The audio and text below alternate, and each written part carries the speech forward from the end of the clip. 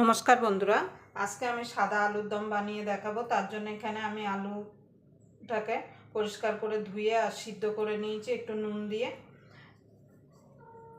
আমি সিদ্ধ করাটা আর আপনাদের দেখাইনি, কেন আলু সিদ্ধ কিন্তু সকলেই কিন্তু করতে পারেন কম বেশি। আমি এখানে এরকম গোটা গোটা আলু নিয়েছি। আপনাদের যদি একটু বড় আলু হয় তাহলে আপনারা দুই অর্ধেক করে দিতে পারেন। সিদ্ধ করে আলুগুলোকে ছাড়িয়ে নিয়েছি। এবার আমি কিছু মশলা রেডি করে নেব।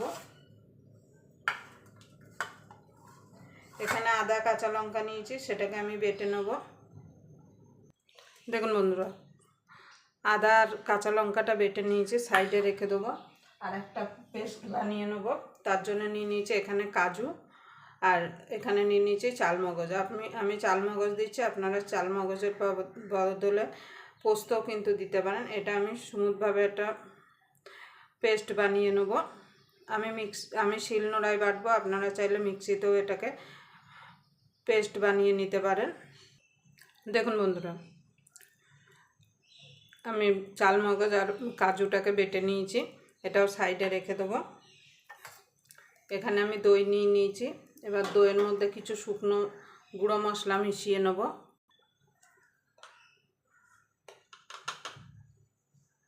দিয়ে দেবো হাফ চামচ জিরের গুঁড়ো,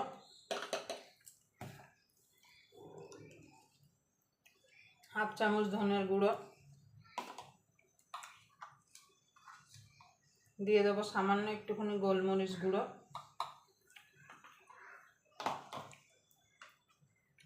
দিয়ে দেবো একটুখানি কাশ্মীরি লঙ্কার গুঁড়ো,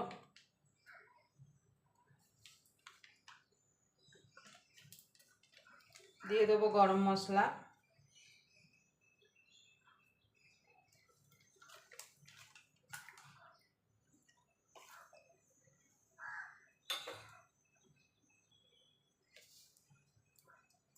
সামান্য লবণ,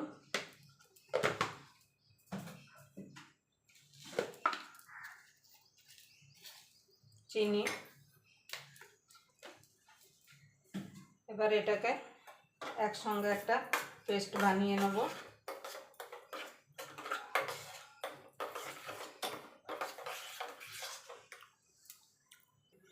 দেখেন বন্ধুরা, আমি একটা পেস্ট বানিয়ে নিয়েছি, সাইডে রেখে দেবো। আর এখানে আলুগুলো ভাজার জন্য আমি গ্যাস ধরিয়ে কড়াই বসিয়ে তেল দিয়ে দিয়েছি। এবার কড়াইটা গরম হলে আমি আলুগুলোকে ভেজে নেব, মানে তেলটা গরম হলে আলুগুলোকে ভেজে নেব।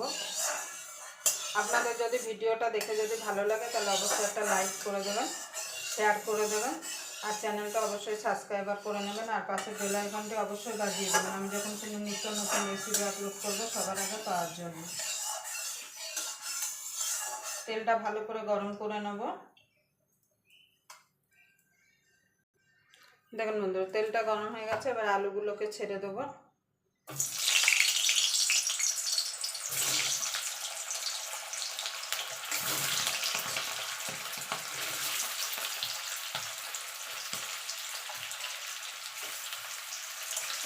এবার আলুগুলোকে লাল লাল করে ভেজে নেব।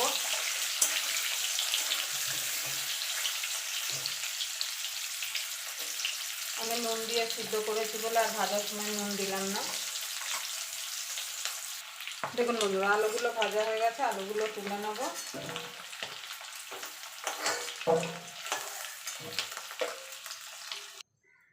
দেখুন বন্ধুরা, আলুগুলো সব তুলে নিয়েছি। এবার আমি রান্নাটাই বাকি তেলে করব, তার জন্য ফোড়নে দিয়ে দেবো গোটা জিরে, গোটা গরম মশলা। এবার ফোড়নটাকে একটুখানি ভাজা ভাজা করে নেব, যাতে ফোড়ন থেকে সুন্দর একটা গন্ধ বেরিয়ে আসে। এলাচটা অবশ্যই এলাচের মুখটা ফাটিয়ে দেবেন। এবার দিয়ে দেবো কাঁচা লঙ্কা, আদাটা বাটা।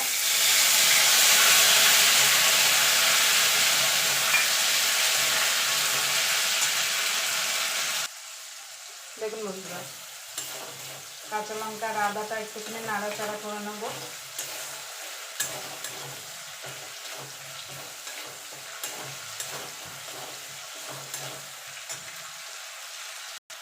দেখুন বন্ধু, যে মশলাটা দই, জিরের গুঁড়ো, ধনের গুঁড়ো, গোলমরিচের গুঁড়ো, গরম মশলা আর কাশ্মীরি লঙ্কার গুঁড়ো দিয়ে গুলে রেখেছিলাম, সেটা দিয়ে দেবো।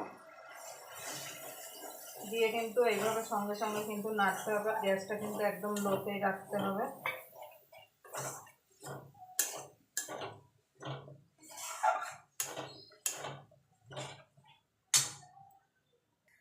দেখুন বন্ধুরা, এখানে কাজু আর চালমগজ যেটা বেটে রেখেছিলাম দিয়ে দেবো।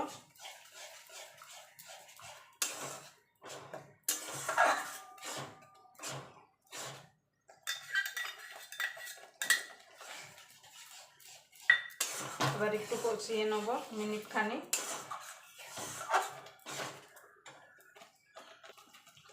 এবার দিয়ে দেবো শুকনো মেথি পাতা।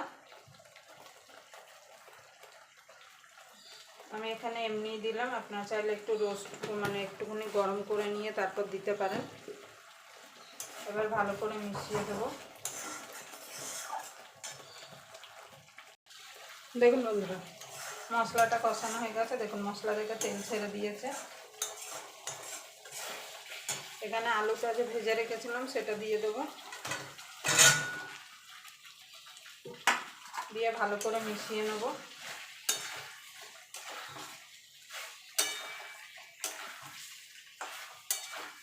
আপনারা এইভাবে আলুর দম বানিয়ে রুটি, লুচি, পোলাও, ফ্রাইড রাইস, নান সব কিছুর সঙ্গে খেতে পারেন। খেতে কিন্তু দুর্দান্ত লাগে।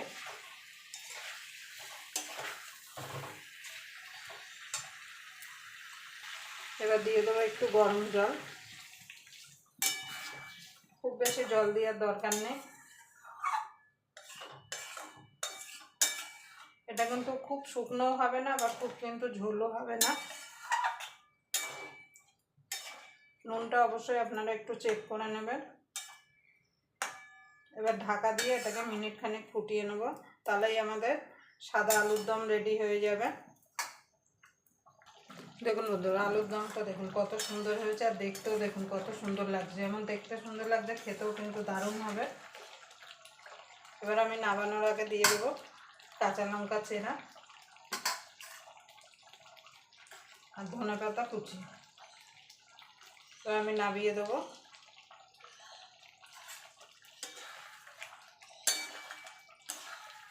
আবার আপনাদের সঙ্গে কোনো নতুন রেসিপি নিয়ে দেখা হবে। ততক্ষণ পর্যন্ত আপনারা ভালো থাকবেন, সুস্থ থাকবেন।